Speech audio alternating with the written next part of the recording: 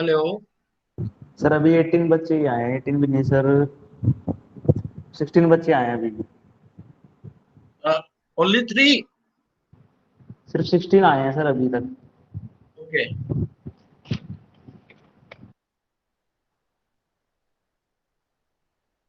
तब तक बात स्टार्ट कर देते हैं। हाँ, let's start. Yes, sir.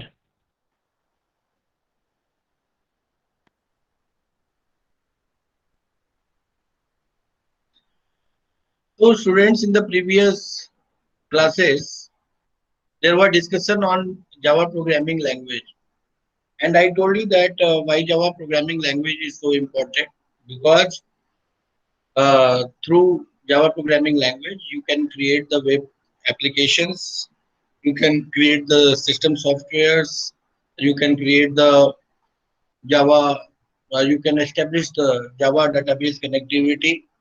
So there are so many applications.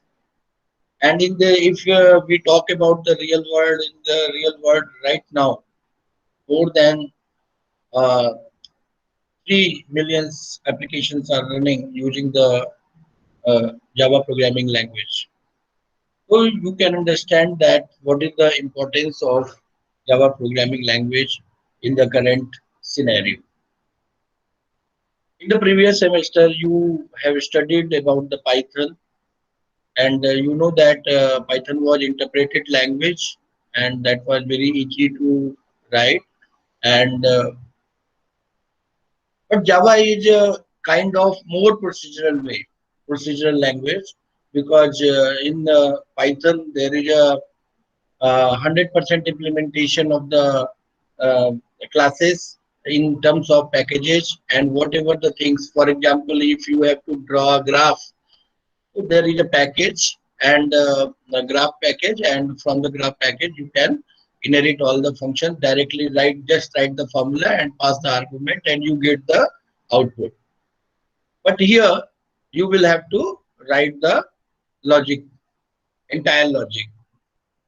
I told you about the Java, that Java is a high level programming language. It was developed by James Gosling um on Sun Microsystem in 1995, and it's an object oriented programming language. Um we can say that Java is a 100% programming object oriented programming language. How?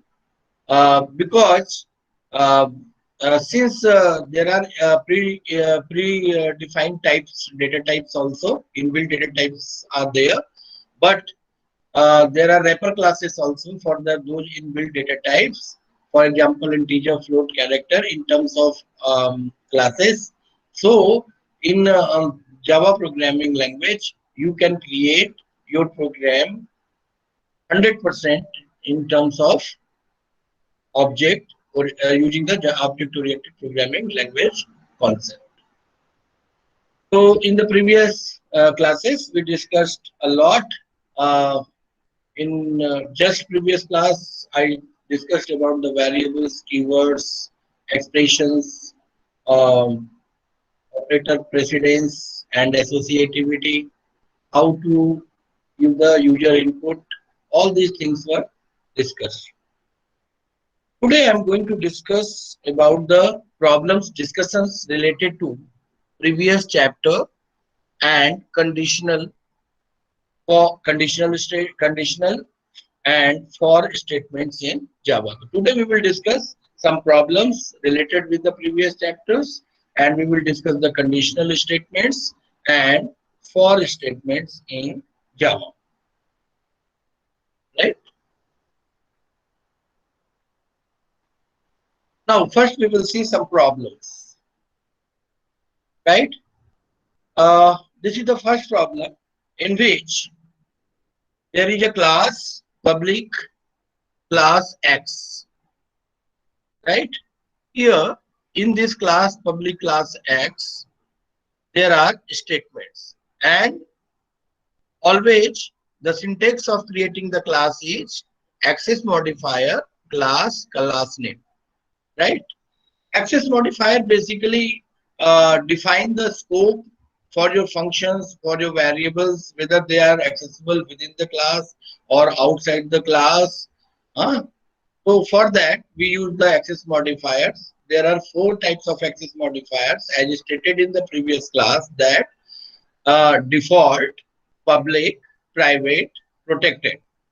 Within a class, if variables and functions are private, it means that those variables and functions are not accessible outside the class. If the variables and functions are protected, it means that you are going to use the inheritance. There is a parent class and child class, and whatever the functions and variables defines within the parent class, they will be inherited to the child class, right? But not child to child class. If multi-level inheritance is there, then if in any parent class protected variable and functions are defined, then you can use them, inherit them in the subclass, but not sub to subclass. Then public class, if any class is public, then all the functions and variables into the from that class can be accessible outside. These are the various access modifier. So syntax of creating any class is access modifier class. Is it correct? Hello. Yes, sir. Yeah. Class name. Now the whatever the statement you will write within this class name, right, they will be enclosed by curly braces. In Python you are doing the using the indentation, right? वहाँ पर if you are remember, then we were maintaining the indentation through spaces, right? Here we will create a block using curly braces. What is the block? Block is a group of statements that executes simultaneously. It will not happen that one particular within a block one particular statement will be executed and the other will not. So here this is a block, opening curly brace and closing curly brace, and within this block there is a sub block, right? Then whenever you will, what you will do, you will create, you will take an editor, whether that is the notepad editor if you are using the Windows operating system, or you will take NetBeans or Eclipse if you are using they are the open source editors, so you can use any one of them. But here you should on Windows platform you must use the notepad. So in notepad, what should be the name of the file? Whatever is the name of the class, and that class in which the main function is there. If there are more than one classes in a file, then you will give the name to the file in the name of the class which is having the main function. So name of the file is x.java, right? x.java. Now whenever you will compile this code, you will compile from the command prompt C/JDK 1.2 or 1.8/bin/javac x.java, right? If there is no syntactic error in your Java program, then it will be converted into the bytecode, right? And byte, the extension of that will be x.class, and the format of that bytecode will be in hexadecimal form. Once you got the bytecode, then you can execute that bytecode on any machine where Java Virtual Machine, Java Runtime Environment or JDK is installed. That's why in the previous classes I told that Java is a platform independent language or architecturally neutral language. In C language or C++ language, whenever, suppose in C language, there are two versions, ANSI C and Turbo C, right? So whatever the code, suppose you have written the program using C language, you have compiled it तो जो उसका machine code बनता है वो उसी machine के लिए बनता है। अगर उसी कोड को आप दूसरी मशीन पे रन करेंगे डिफरेंट आर्किटेक्चर के, तो it might be possible that you have to modify your code. But here in Java, once you have compiled into the bytecode, then you can run that bytecode on any operating system on which the JDK, Java Development Toolkit, and Java Runtime environment is installed. Now, whenever on the command, after the compilation, on the command prompt, you will write Java X, right? Then JVM, Java Virtual Machine, will interpret the X bytecode line by line, and at the time of execution, this public static void main will be the first statement to be executed. Here in the Python, you have studied that what is the syntax of writing function, return type of the function, and function name. Here, the name of the function is main and the return type of the function is void. It means that this function is returning nothing. And since this is the first statement to be executed, so it will return the value to the operating system. So if main function is returning the void, it means that it's returning the null value to the operating system. Here I have used the keyword static. What is the use of static? Right? So in the classes, if any variable is static, that is also known as class variable, as stated in the previous class, it means that that particular variable is accessible throughout the objects. So there is no, whenever you are accessing any in a class, you are accessing any class variable or static variable, then there is no need to give prefix any object name with it, because it's common for all.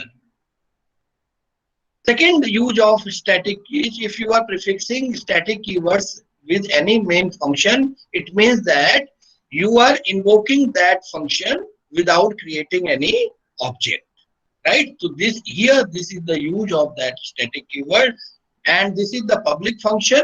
It means that this function can be accessed from the command prompt. If this is main function be private, then it cannot be called from the command line. That's why this public is used. Here from the command line, whatever the arguments we are passing, that is the args, array of args, and of type strings. And strings are objects in Java, right? So execution will start from this. Then in the inner block, there is a function system.out.println. This println function is used to print the values on the screen, right? Then in this system.out.println, this is plus is a concatenation operator, right? If you are concatenating your string value with any integer, then or string value with the string data type or any other data type, the value will be concatenated. But in this problem, what I have given the value single quotes A, means this is not the string, this is the character constant. This is the \b, \c, \d. What would be the output of this program? Anyone?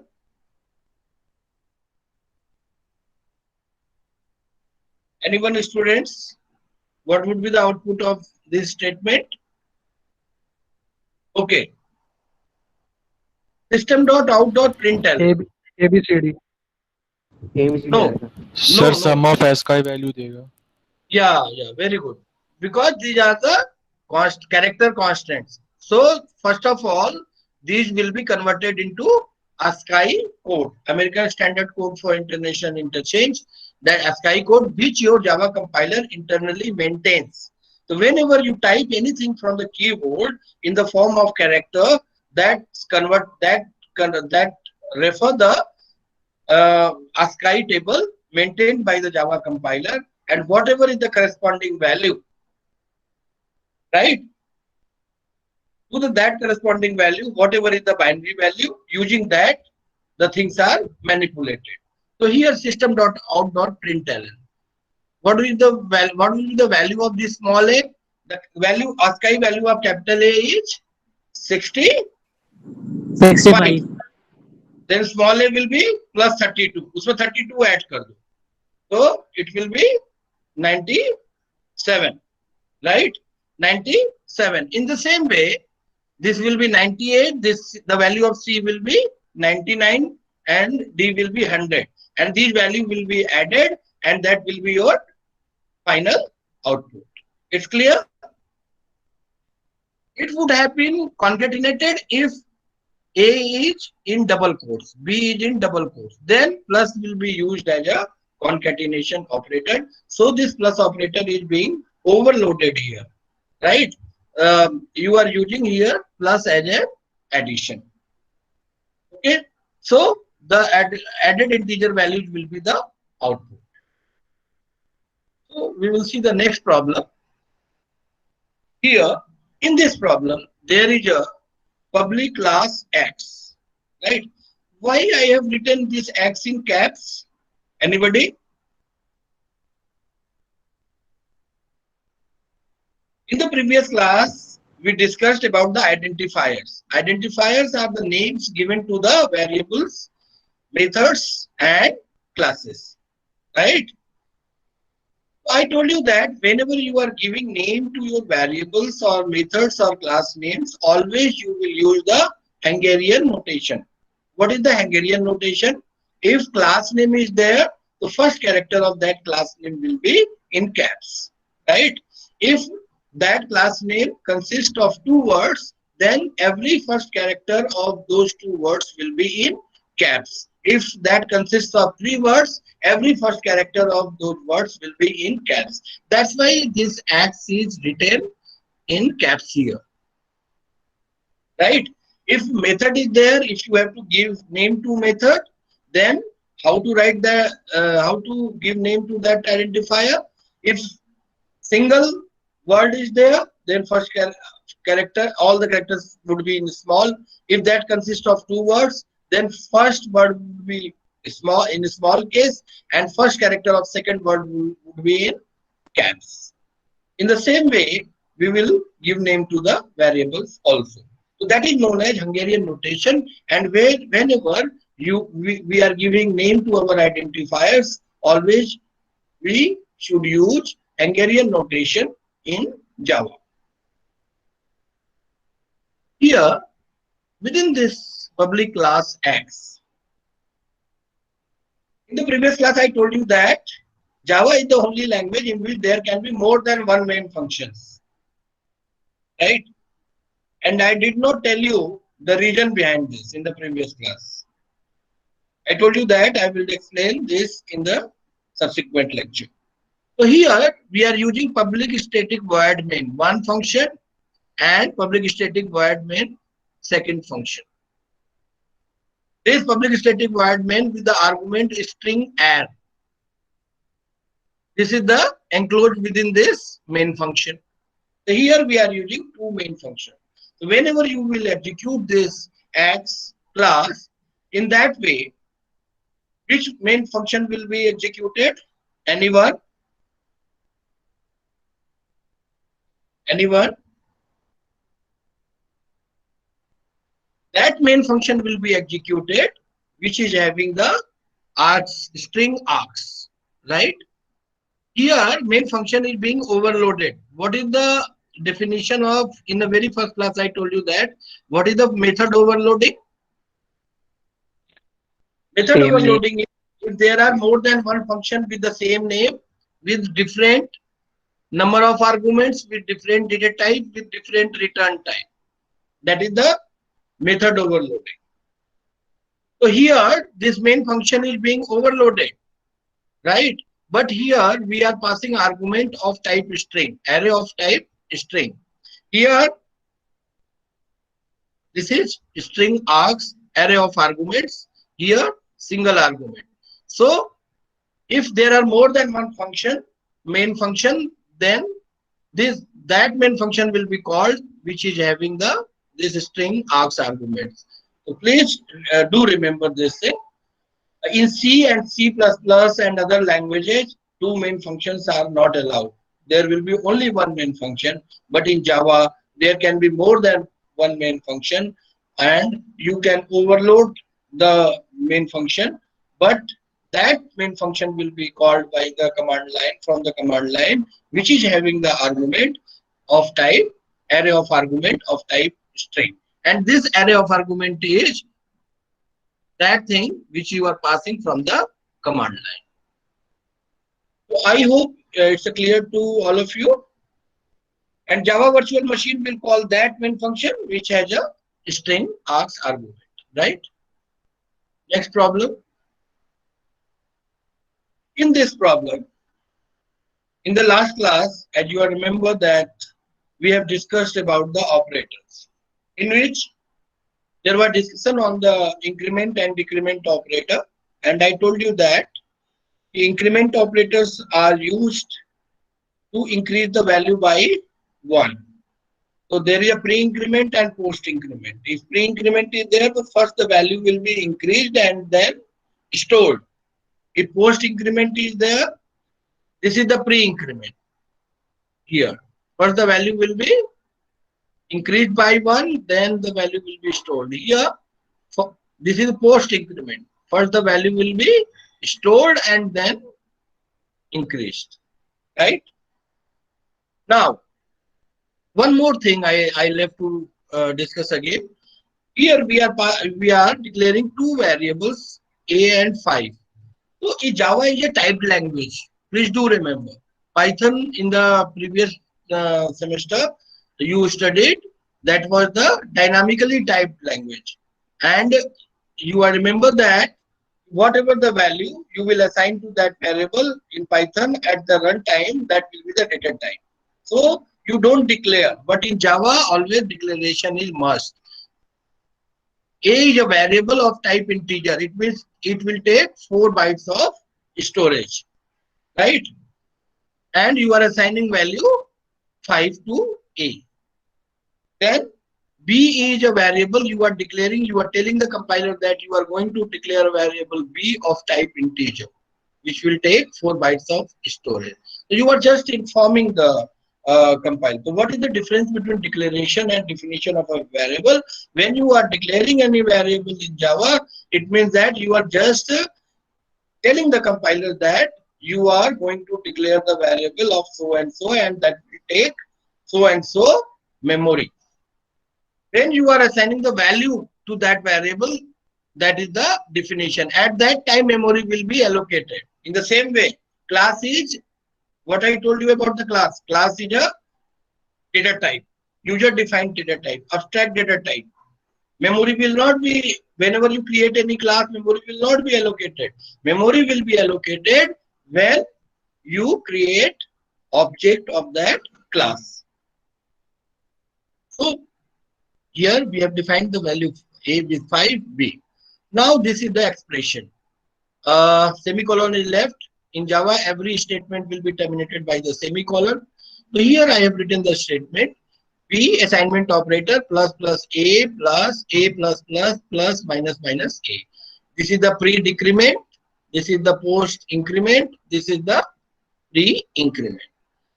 First of all, except assignment operator, the associativity of all the operators in an expression is left to right. So how to evaluate this expression from left to right? First, this is pre-increment. The value of A is 5. So it, first of all, it will be increased by 1. So plus A. It means the value will be 6. Right? Now, then plus A plus. First the value will be, what is the now value, current value? 6 plus. Matlab, now the value is 6. So 6 plus 6. Now plus. Now the value will of this A will be stored. Now The value is 7, not 6, 7. After storing, after adding, it will be 7. So pre-decrement, first of all, this will be decremented by 1, then stored. Now the value of this is 6. So now the total is 6 plus 6 plus 6. So output is A blank space B, right? The value will be, what will be the value? The value will be A की value 6, right? And B will be 80. It's clear to all of you, my dear students? Hello? Yes, sir. In the examination, always output related questions are there like this. Now this is the problem. In this problem, what would be the output? Here, class X, public static void main. Whenever you will execute this program, always this will be the first statement to be executed. Another data type in Java is Boolean, of Boolean type. And I told you that any variable, if that is of type Boolean, default value is always false. If you have not assigned any value, in that case, default value will be false. Here, X is a variable of type Boolean and I have assigned the value, Boolean value, false to this. Now, this is a conditional statement if expression, just like Python. X is true. Now, we have changed the value of this variable X from false to true. Then, in that case, this will be output. Whenever you will execute this program, I will be out. Right? Another problem is there.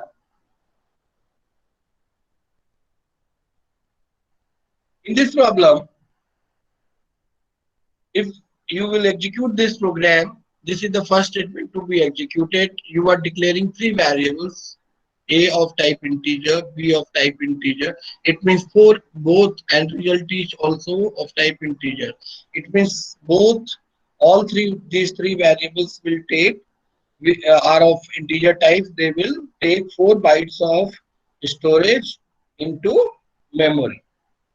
4 bytes of storage into memory, right?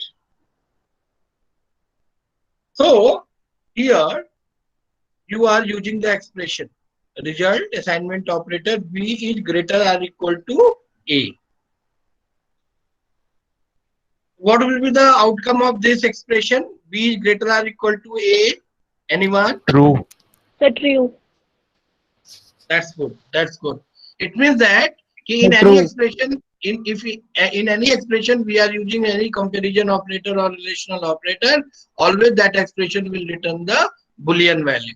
So it will give the error whenever you will execute, because you cannot assign the Boolean value to integer value, because the type of this result variable is of type integer. You cannot assign this, so it will give a error. Right? Now, in this example, this is somewhat same. Here, you are declaring three variables A, B, and result of type integer. Here, 11 is being assigned to A, 120 is being assigned to B. Result, assignment operator. Here, you are typecasting it. In the previous class, I told you that what is the typecasting. Whenever you are converting from one type to another type, that is called the typecasting. And two types of typecasting, I told you that widening typecasting and narrowing typecasting. Widening typecasting is from smaller to larger, and narrowing is from larger to smaller. Here, you are typecasting this Boolean value to this integer. Whenever you will execute this program, this will give an error, incompatible type. error of incompatible time, right? Because this will return boolean and you cannot assign this boolean value to this integer. Here, this is another question. Here, what would be the output?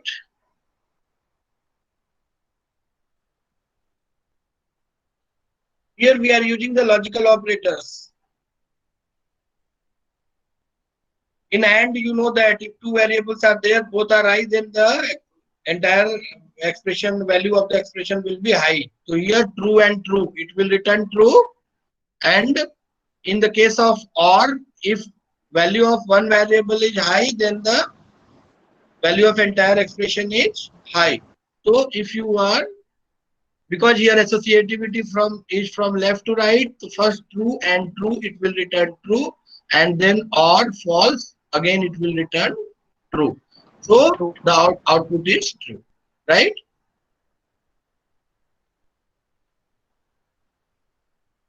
Now, this is the question. This is the main function. Here,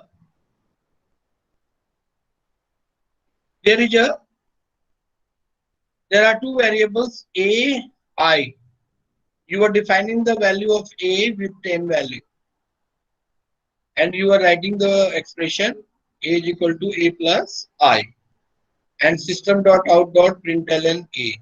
This will obviously give an error because the I variable is not defined or defined. It's a initialized with value 10, but the value of a is not defined here. The value of a is not defined here.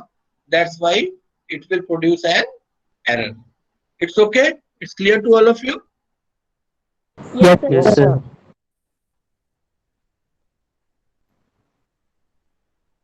Now, this is the example of ternary operator. Because in the previous class, I did not intentionally, I did not discuss the ternary operator. So in this program, whenever you will execute it, first Java C x.java. Once if there is no compiled error, syntactic error, then it will convert it into bytecode. Then you will write Java X. This will be the first statement to be executed. Here you are assigning the value variable a with 0 value. Here system.out.println. In this ternary operator, what is the syntax of ternary operator? There will be any expression, question mark. If the value of this expression is true, then first statement will be executed. If it returns false, then second will be executed. In this way, int a 0 and if a is equal to true,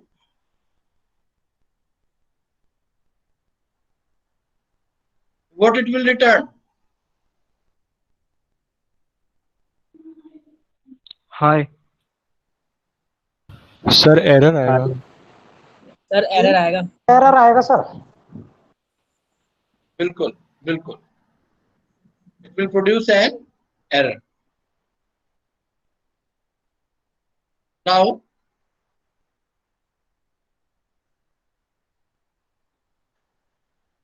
this is another example. Here, there is a class X. There is a main function. Here, I am writing the statement system.out.println. Here, system is a class. Out is a package.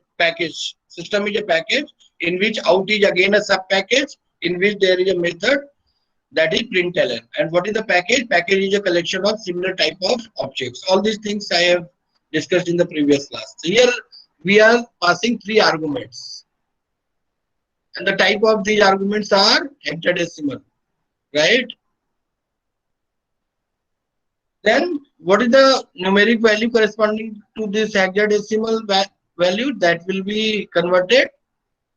This is equivalent to 10. This is again equivalent to 10, and this the numeric value of this decimal value of this hexadecimal is 255.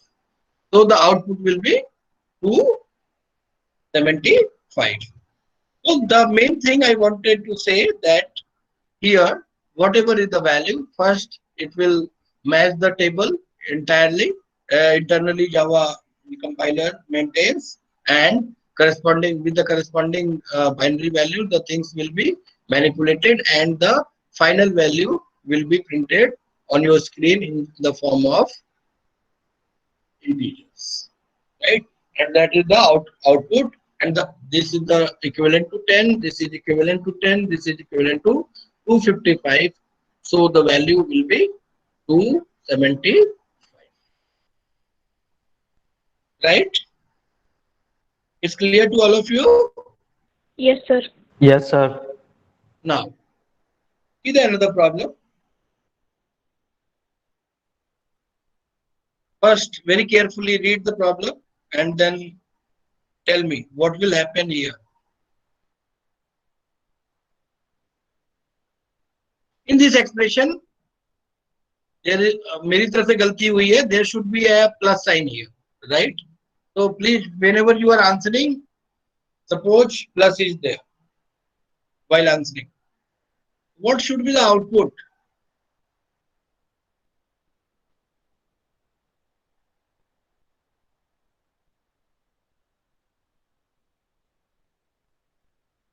Anyone?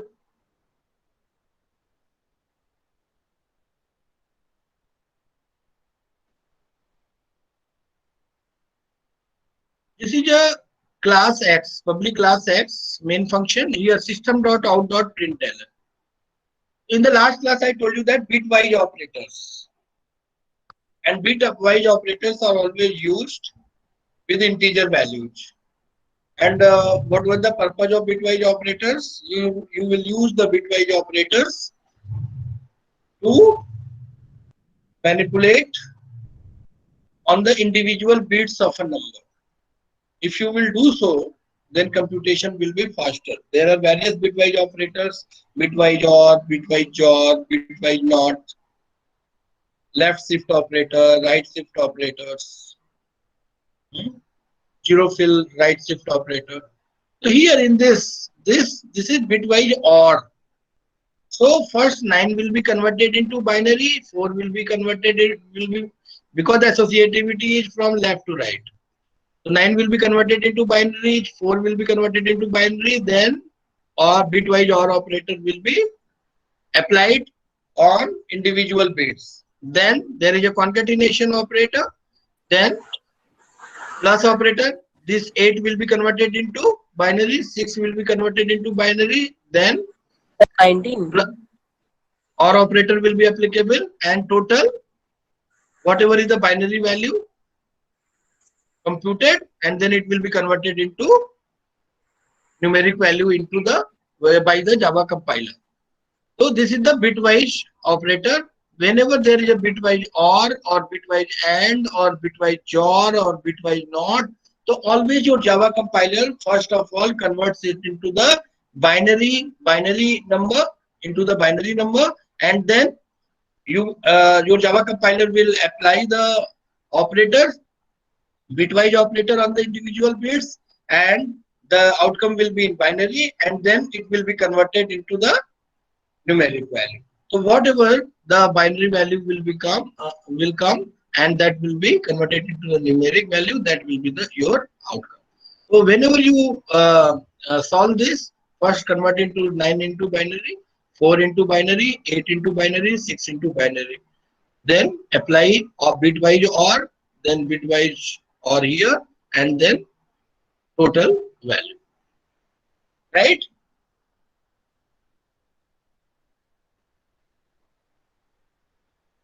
There is another example. What will be the output of this code snippet?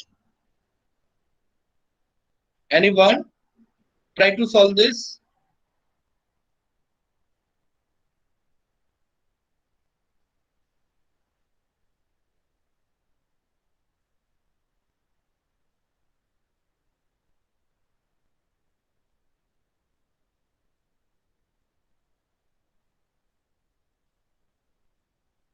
The variable I is of type integer.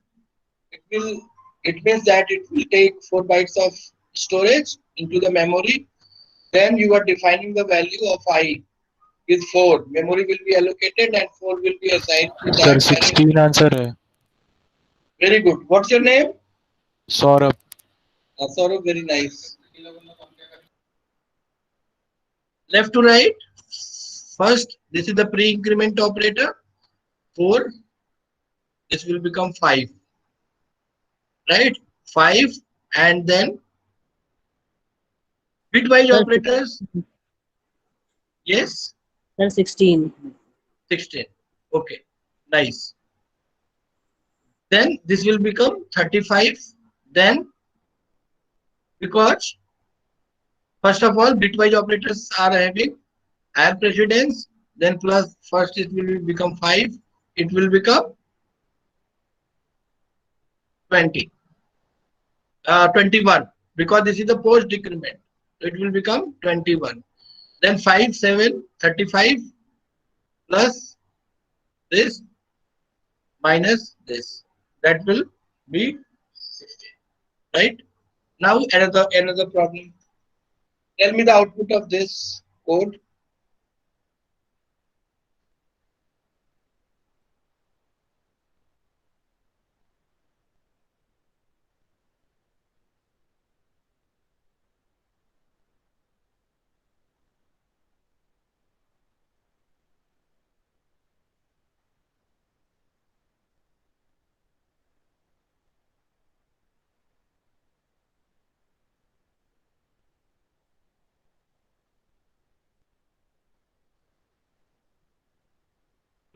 Anyone? Sir, A1,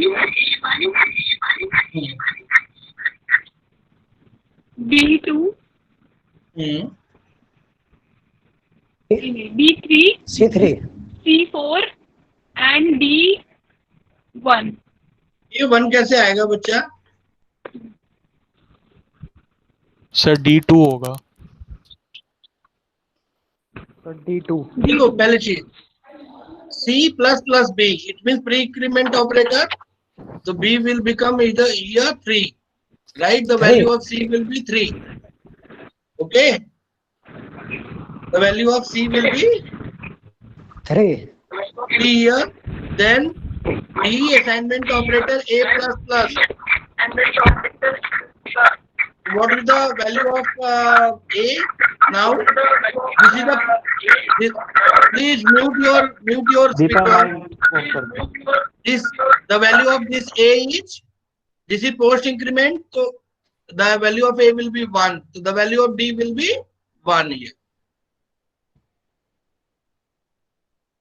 Right? Because it has not been used.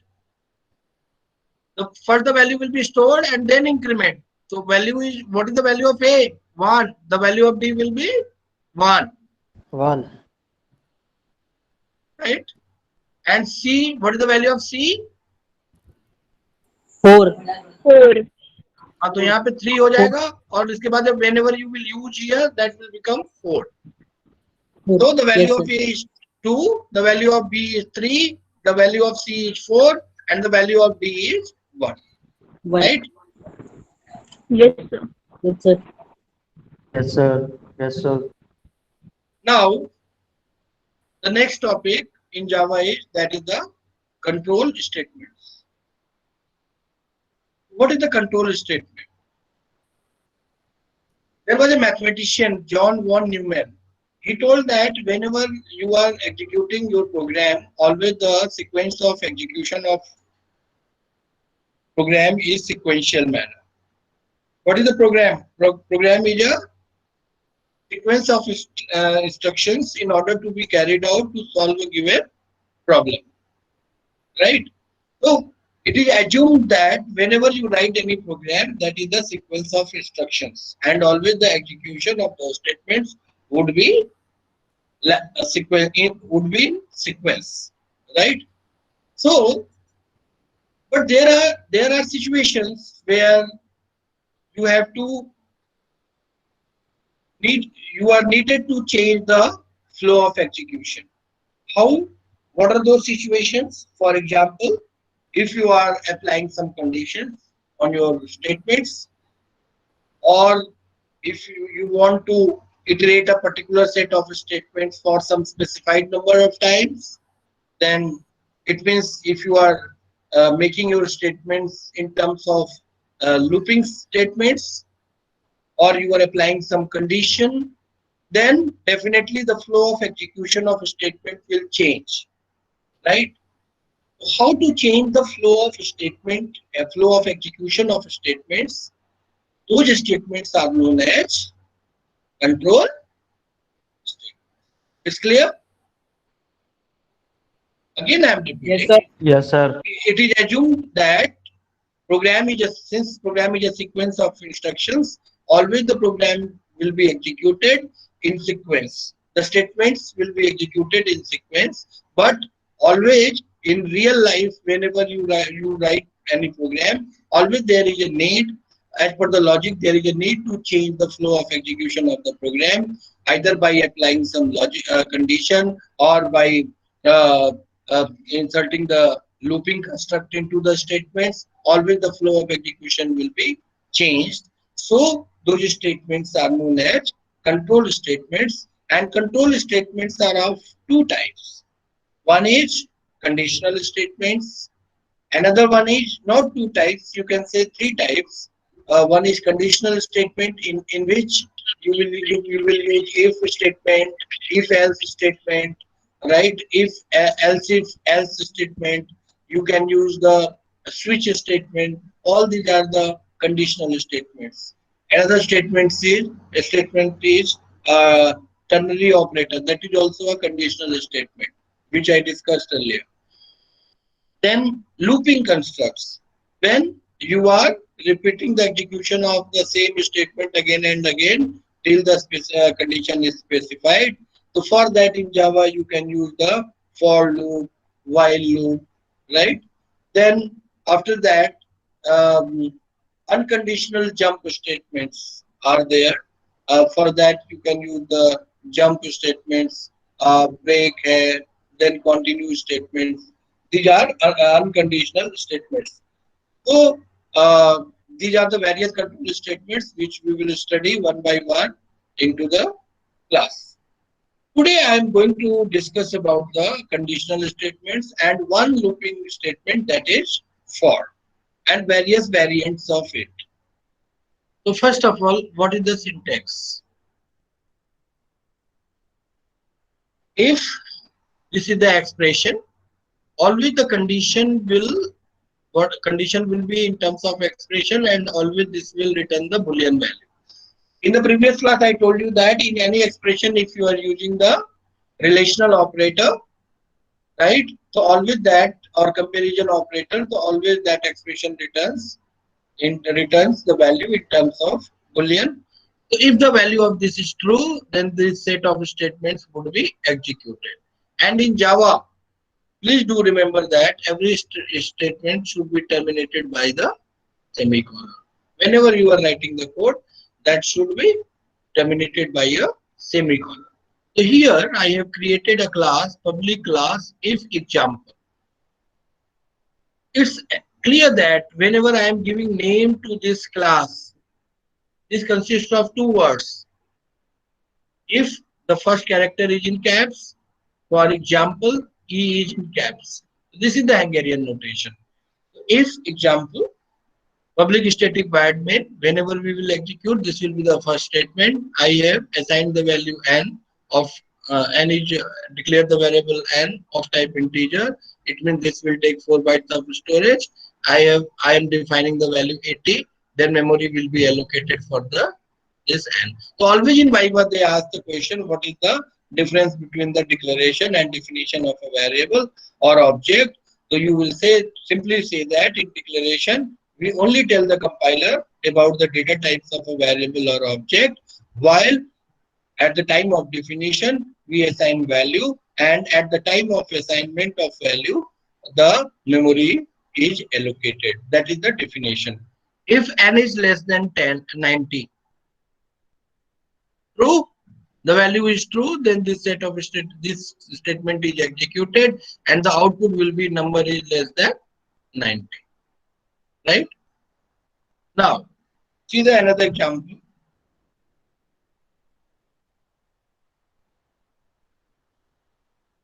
You can do nesting of if statement, one if statement into another. Here, this would be the syntax if condition statements. Again, I am nesting another if statement, if condition, set of statements. Then this is the outer block, and this if statement is within this outer if statement. In this way, you can do the nesting of if statements. You can understand this with example. Public class nested if. The execution will start from this main function. This variable n is defined with the value 60. If n is less than 80, true, this will be the output. Again, within this if block, outer if block, there is another if block. If n is greater than 50, that is also true. Yes or not? That is Yes, true. sir. Yes, sir. So Sir. whenever you will execute this program, it will give number is less than 80 and number is greater than 60. So in this way, you can perform the nested if statements. Now, here in this if else, what is the syntax of this? If expression, set of statements. If this is true, this will be executed. If this is false, then this statements of this else part will be executed. Please do remember that this if and else both are reserved words. There are around 50 reserved words, keywords in there, in Java there, and the keywords are basically the words which are predefined in Java compiler. For example, if, else, integer, float, character, boolean, double, class, private, protected, default, right? Public.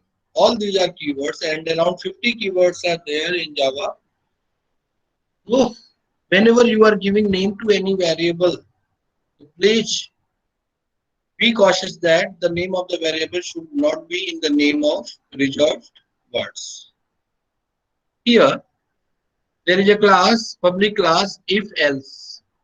Here, main function execution will always start from this point. Int n is equal to 100. This variable n is defined with the value 100 if n is less than 30. True hai. This is the true hai. So then this state system.out.println will be executed. Output will be number is less than 30. If this would have been if n is greater than 100, 120, then it will return false, and in that scenario, this will be the output. It's clear to everybody? Yes, sir. Yes, sir. Now, this is the ladder if statement in which we are using if, else if, and else. So between if and else, there could be number of else if statements. And this is also known as conditional ladder statements. If the syntax is if condition, if this condition is true, then this set of statements would be executed. Else if this is false, this else if, this will be condition will be matched. Again, this is false, then this will be again false, then next else if would be executed. If all these conditions are false in else if, then finally this else statement would be executed. Right? So this is known as if, else. See the example. Here, public class if, else if. This name is consists of 3 words, and the first character of every word is in caps. This is the first statement to be executed, public static void main. Always in the Viva they ask why, what is the use of this, why we have used this static here. So if you are prefixing static keywords with any function, again I am repeating, it means that you are invoking that function without any object. Since in this program we have not created any object, that's why, and still this main function is being invoked from the command prompt by the operating system. That's why we have used this static keyword. This is public because we are accessing this function main from the operating system, from the command prompt. That's why we have used public here. This void function is returned to the operating system. That is, the value of this void function will be null. Theoretically, you say that main function, if the return type of any function is void, it doesn't return any value. But internally, it returns value. That value is null value to the operating system. This is the n variable of type integer, 4 bytes of storage, 1000 defined, assigned the value 1000. Now this is the condition. If n value of n is 1000, if that is between, if n is less than 100 and greater or equal, if the value is between 1 and 100, then it's a 2-digit number. If value is between 1000 and 100, it's a 3-digit number. If between 1000 and, here I have used this logical operator, 1000, then 4-digit number, like this. If nothing is true, then this else statement will be executed. What would be the output? 4-digit number. Yeah, 4-digit number. good, good. Now, there is an example of to find the largest number out of 3 given numbers. Whenever you write the Java program, always your program should be well indented and proper use of curly braces are there. Here, this program is not properly indented, right? Proper indentation is not there. Here we are declaring 3 variables, n1, n2 and n3. We are assigning the value 20 to n1, 30 to n2, 4 to n3. Here we are applying the condition if n1 is greater or equal to n2. अगर n largest हमें पता करना है 3 number में से, तो ये पता किया कि अगर n1 n2 से भी बड़ा है, n3 से बड़ा है, तो that is the largest number. पहली condition ये बनी. If second situation क्या है? Else if n2 is greater or equal to n1, अगर n2 n1 से बड़ा है and n2 is greater or equal to n3. If n2 is greater or equal to n3, अगर n1 n3 से बड़ा है, then in that case n2 will be the largest number, right? Otherwise, else part में n3 will be the largest number. So here the n2 will be the largest number. This else if the expression of this value will return. Please wait. Sir, N3.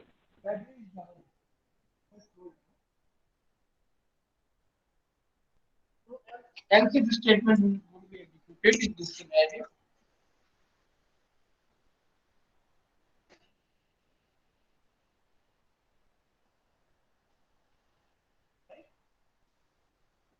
So the output is n2 is the largest.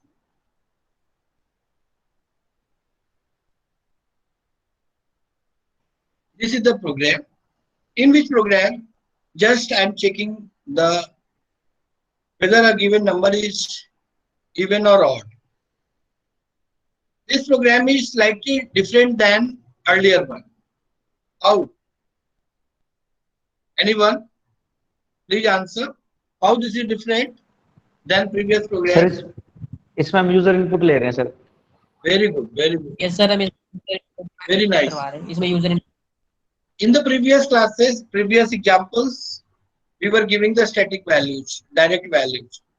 But in Java, whenever you write program, always you must give the user inputs. So in the Java, we can provide the user inputs. Always there are various methods. The best way is using the buffered reader. Through buffered reader, we can give the user input. But here, right now, I'm not using the buffered reader. Whenever I will discuss the chapter of strings objects, in that I will discuss. Here I am using the scanner class, right? Now this scanner class is defined in util package. You must understand that what is the most important aspect of object-oriented programming language. The most important aspect of object-oriented programming language is the reusability of code. The methods and classes are predefined and they are stored into the packages, and whenever we want to use that, we can reuse them, right? So by using this import statement, whatever, since we have to use a scanner class in the statements, then we will import this scanner class from util package. And package is a collection of similar type of classes. So Java dot util dot scanner. One more question. Can you name any package which is implicitly by default imported in Java? Anyone? Sir, IO. No. Sir, maths. नहीं java.lang.object note कर लो इसको. java.object.lang. This is the package which by default imported, whether you are writing the import statement or not. java.lang.object, right? So here import java.util.scanner. Whenever you will go to the industry and you will give the interview, they simply ask what is the difference between the import statement and include statement. In C and C++, we use the include statement. What is the difference between include and import statement? Anyone?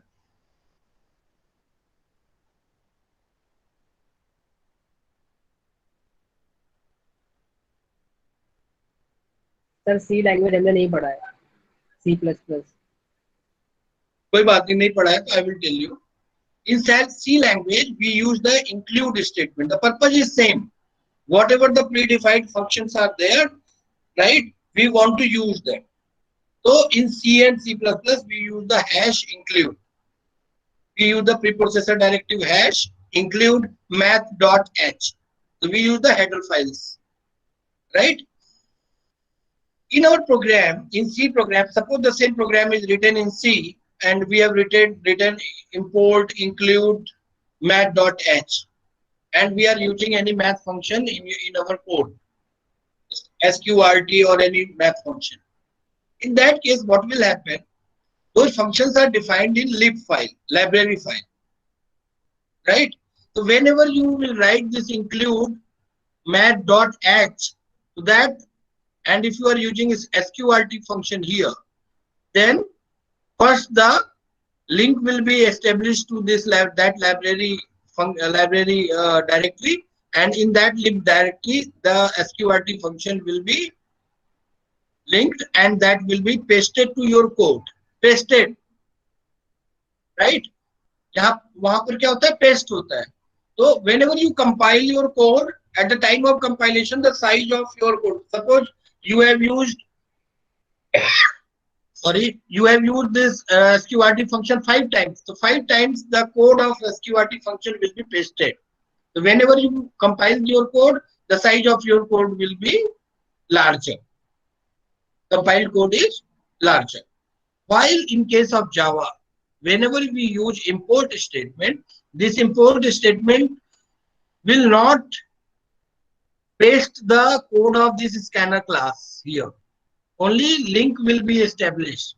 That's why it's more efficient way to include your packages, classes, methods into your code. It's clear to all of you?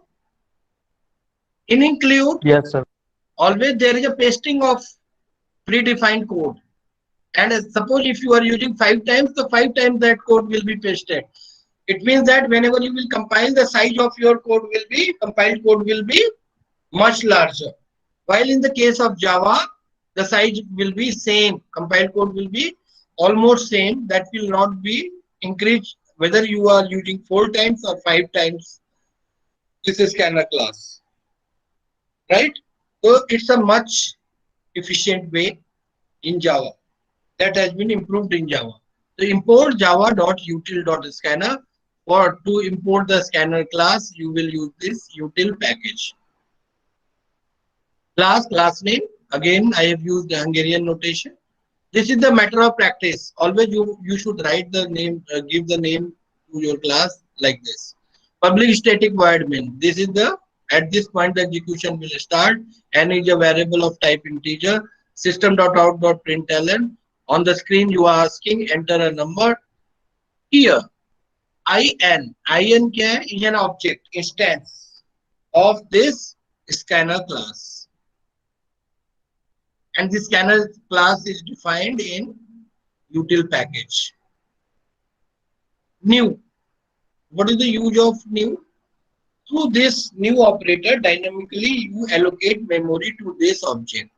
So whatever object you will create in Java, always you will allocate memory to this object using this new operator.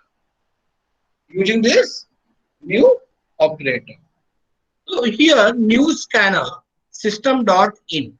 System.in is basically a standard input. Whatever the value you are giving to the keyboard, that will be stored into this in object.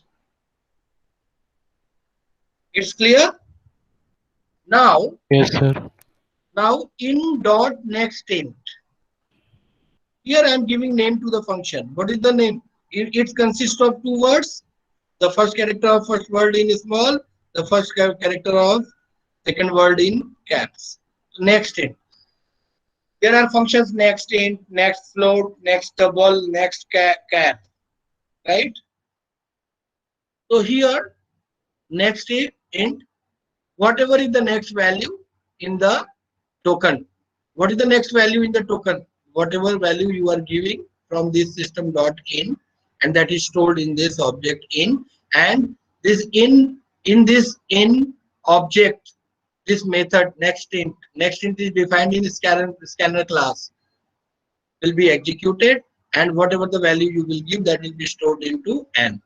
If you have given even number, then if you will divide that by 2, remainder will be 0, number will be even. If you will, that will not be divided by 0, remainder will not be 0, then number will be odd. So it's clear to all of you? Yes, sir. Yes, sir. Yes, sir. Yes? Anyone? Yes. Do you want to ask a question? Please ask. Sir scanner के अलावा input लेने के और कौन से method होते हैं इसमें हम मल्टीपल इनपुट्स ले सके एक साथ?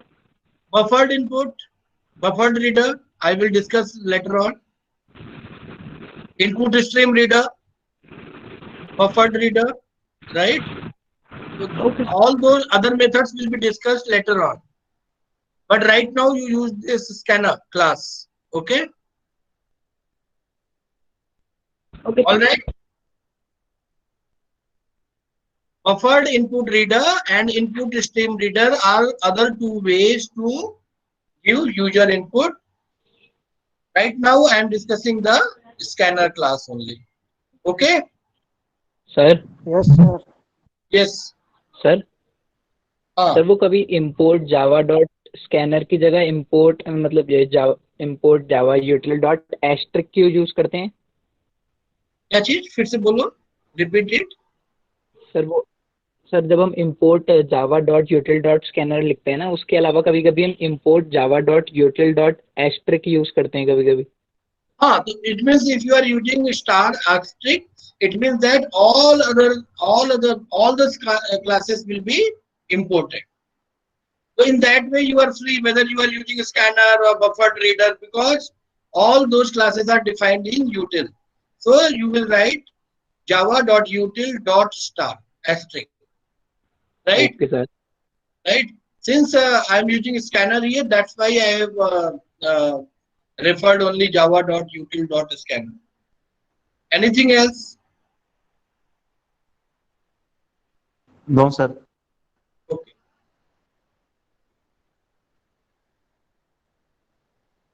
Now there is another thing, that is switch statement. It's very important whenever you write the program for uh, matrices, for example, matrices, to perform more than one thing, then you can use the switch statement. The limitation of switch statement is that whatever the variable, the syntax is this: switch, variable, or an integer expression. So whatever the variable or integer expression you are using in a switch statement, that should be of integer type, right? That is the only limitation, or character constant, nothing else. Suppose in a matrix program, if you want to add two matrices, if you want to multiply, if you want to transpose, and all these things you want to do in a one file, then you can use the switch statement. You can create menu, and user will write option 1 for addition, 2 for multiplication, 3 for transpose, 4 for finding out the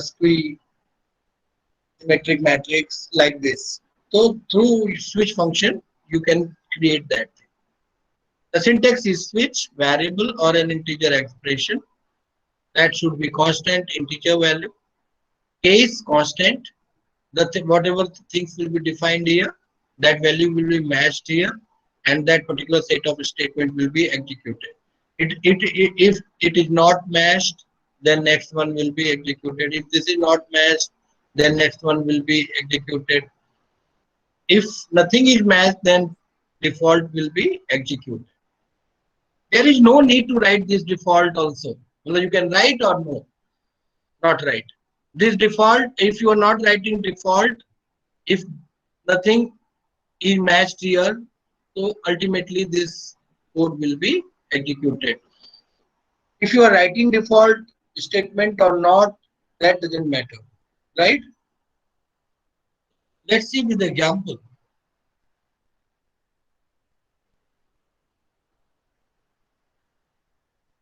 Here, public class switch example. In this switch example class, I have used this method public static void main. Thing asks int I equal to 2 switch I. In this switch function, I am passing this variable I, right? Case 1. Now this case 1, it will be matched. Value will be case constant. This value will be matched. Not matched, then this will not be executed. Here, I have used this break. Break is a jump statement. Break, continue, these are unconditional jump statements. If in any block or any function or anywhere you are using break, so through break statement you will come out of that function or that block, right? So here thing is not matched, so case 2, this is matched, system dot, so the output of this particular statement would be same. Shyam. If you will not use break here, then all the subsequent statements would be executed if the constant value is matched. Another variant to this, here I am using the character constant. There is a class switch example. This is the main function. Here I have assigned the value b, character constant b to ch. Switch ch. Now the value of ch is b. Now the things will be matched. Not matched. Here it is matched. The output would be Syam, and you break statement will bring you out of this code, and the value will be printed. If nothing is matched, then this default statement will be executed. So the main thing is that the limitation of switch statement is that it should always have constant value.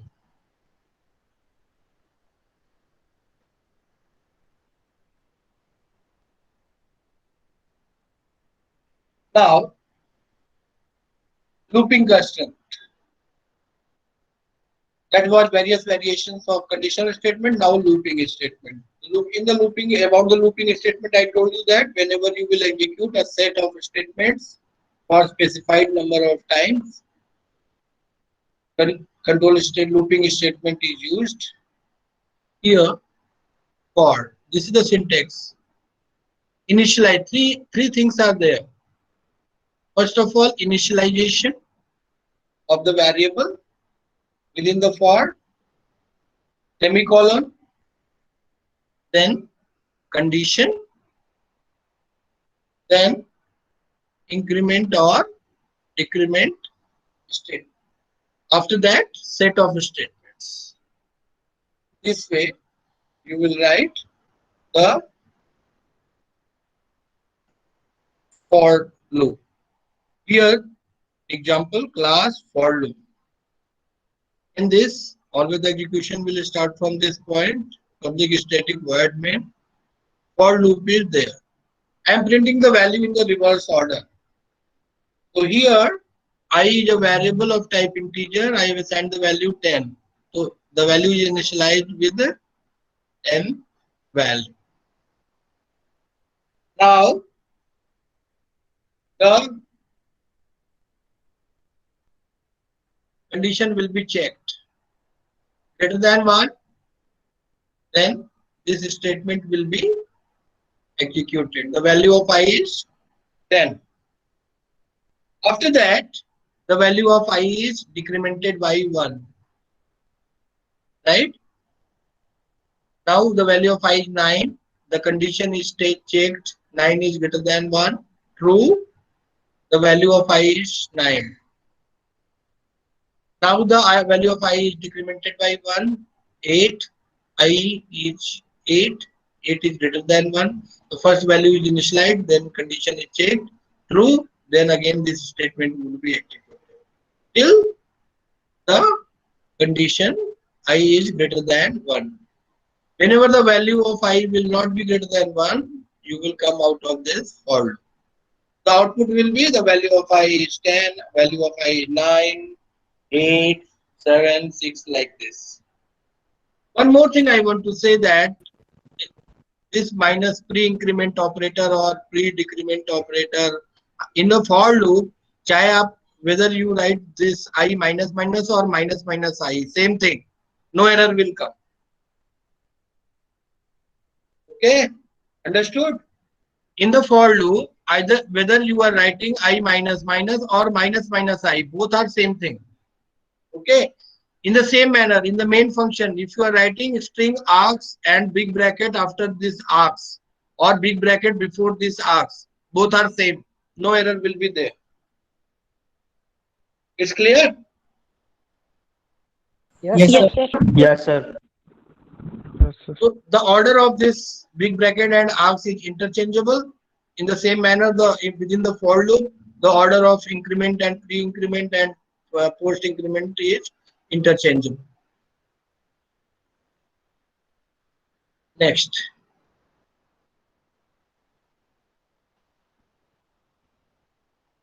What would be the output of this code snippet? Anyone?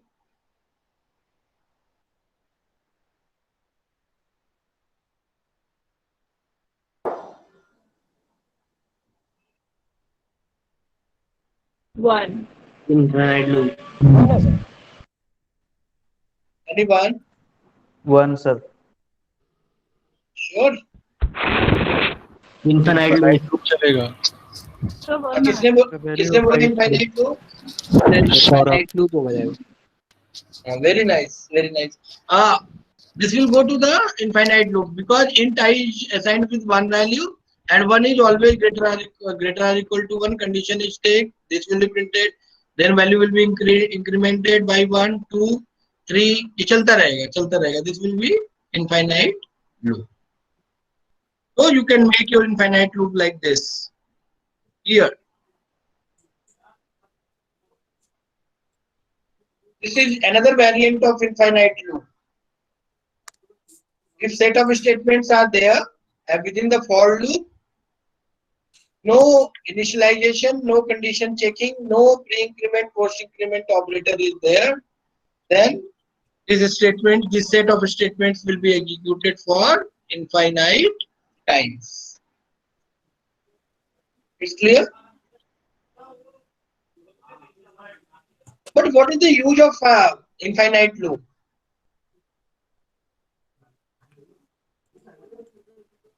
Can you give an example of infinite loop in the industry or any real-time example? Because these infinite loops are very important. Sir जब हमें fix number of filtrations नहीं पता होती तब हम कोई jump statement लगा के इनफाइनाइट लूप चला सकते हैं. In the organizations, you see the server. Server is always on. In the organizations, servers are always on. No shutting down of servers. Right?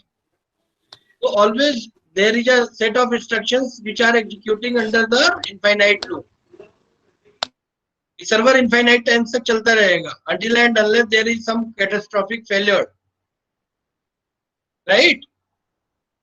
So in such circumstances, as you told another one using the jump statement, and real-time example is execution of servers in the organizations. Always there we use infinite loops. Sir calendars में भी तो use कर सकते हैं. You can use anywhere, but applications hai. I want to say you that there are applications of for loops, infinite loops, right? At many places the infinite loops are used.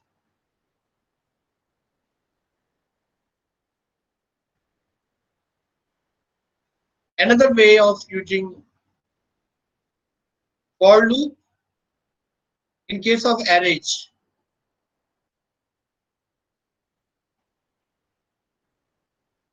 Here, main function, whenever you will execute this, A is an array of type integer which are having the integer values. In this way, this is the way to initialize the array values. Right? A is an array of type integer. Those values are initialized with the 3, 9, 5, 11. For I is equal to 0, because in array in Java always the indexes will start from 0 value. Int I is equal to 0, I is less than a dot length. That is the length of the, what is the length of the condition will be checked 0. That is true. System.out.println AI. It will be A0. Right? In the same way, the things will be executed. Another variant of for loop, that is public static void main string args. This is an array A of type integer 3, 10, 5, 19 for int num colon array.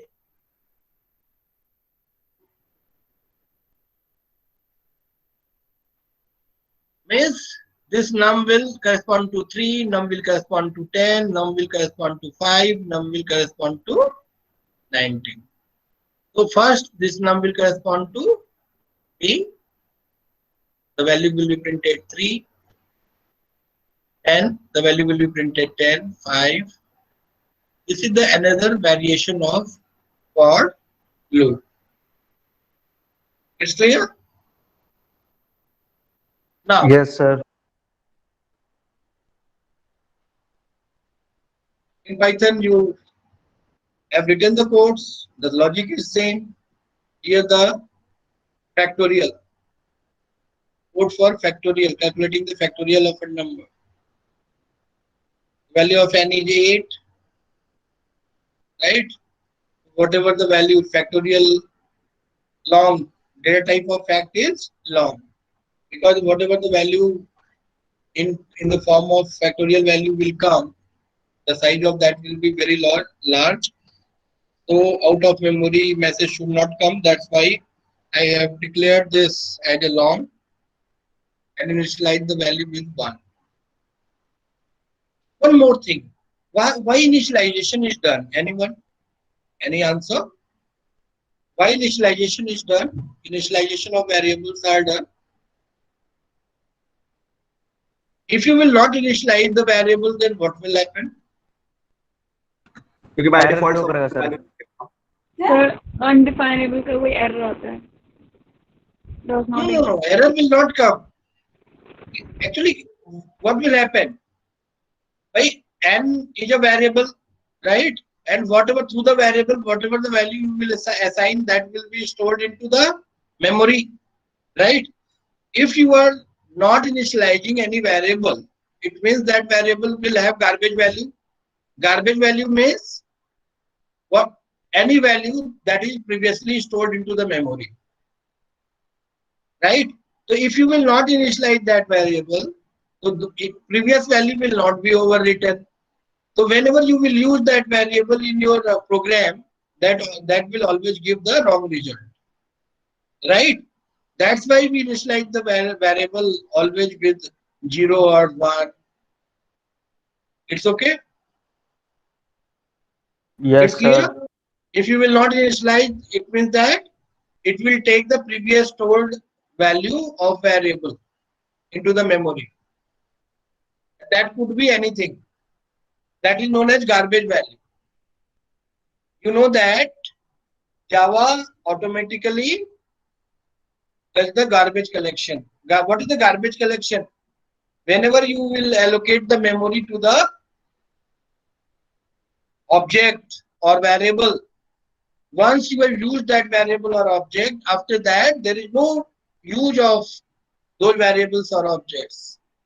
Then Java compiler, Java programming language automatically perform the process of garbage collection. It means that those allocated memories will be freed by Java compiler automatically. That is the process of garbage collection, and that is done automatically in Java.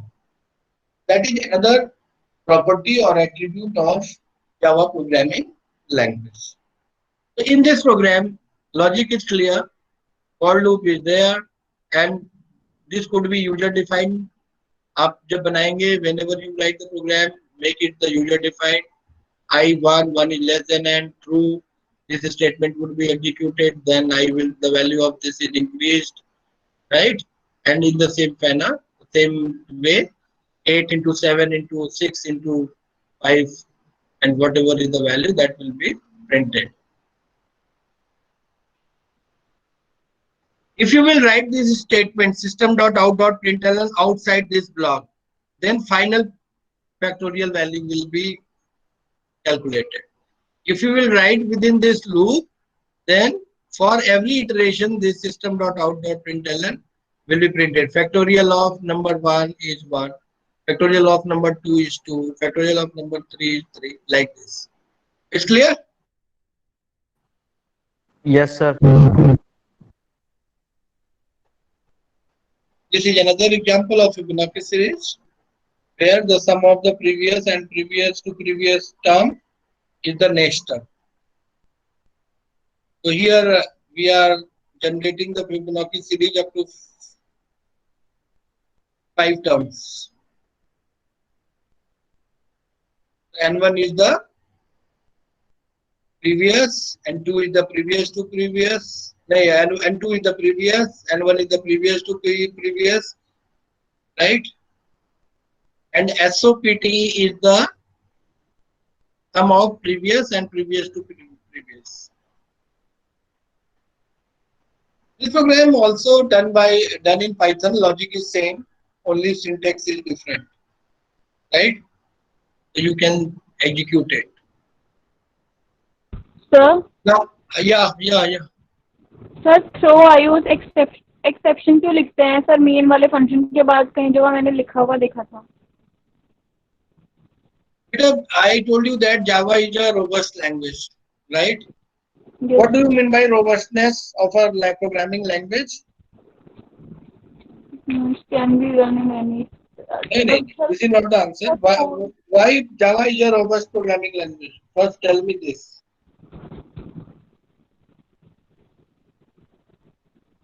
Programming is always in terms of modules, right? So whenever you write your program using in terms of objects, it means that you are making your program modular. You are making your program modular. Java is a modular programming language, right? So suppose in any programming language, if any error is in one module is there, it means that entire program will not run. This is not fair. If any problem is in one module, then other module should continue to run, right? In the same manner, if in any program there are functions and 10 functions, and if there is any error in one function, so the entire program should not be stopped, right? So to make the execution of the program continue, we use the exception handling. Exception are runtime errors. For example, arithmetic exceptions. Okay, array index out of bound. Suppose you have created any array and size of that array is 5, and you are inserting the value into the 7th position. Whenever you will execute it at the compile time, the error will not come. But whenever you will execute it at the runtime, it will give array out of bound exception, right? But your program execution of your program will not be stopped. So if this property is there in any programming language, then we say that that programming language is a robust programming language. And always we make our programs robust using the concept of exception handling, and Java supports the concept of exception handling. जो आपने कहा ना कि throw IO exceptions, right? So there are inbuilt IO exception is a class. In that class, different runtime input-output related exceptions are defined. So if you are using the exception handling in your program, so if that occurs, then it will be thrown. It's clear? Yes. Hello? Yes, sir. नहीं वो बेटा ने पूछा ना बच्चे समझ में आया? Yes, sir. IO exception is a class. There are many exception classes. IO exception is a class in which the methods defined with the defined in terms of input-output errors, runtime errors are defined there. And in your code, if any input-output error is there at the runtime, then the method of defined within that input-output exception will be executed, right? Okay. Yes, sir. Now, next example. Public class 2-dimension, right? Here I want to tell you about how to initialize the value of 2-dimension. So always ij in terms of here, I have declared initialize an array, right? The name of the array is values, okay? And always I told you that this order is always interchangeable. Either you write here like this, or you can write values big bracket in this way after values. So in this way you are initializing the arrays. What is the size of array? 3 into 4, 4 into 3. Means there are 4 rows. 1 row, 2 rows, 3, 4. There are 4 rows. Every column 30, 60, 90, 20. Right? Right? So in this way, you can initialize your array. Now once you have initialized your array, 2-dimensional array, then here you are declaring, and after declaring you are initializing it. Then you are using this for loop. This first for loop is meant for rows, and this second for loop is meant for columns. Okay. Now for int r is equal to 0, for this r0, all the values of C will be executed. It means that first R0, C0 will be executed, right? That is less than 3 true. The value of 0, 0, value 0, 0. What is that? 30. Now the value of C is increased 1. It means 0, 1. So what is the value of 0, 1? 0 row, first column, 40. Then 0, 2. What is that value? 50. Now the entire C is executed for this one, R is equal to 0.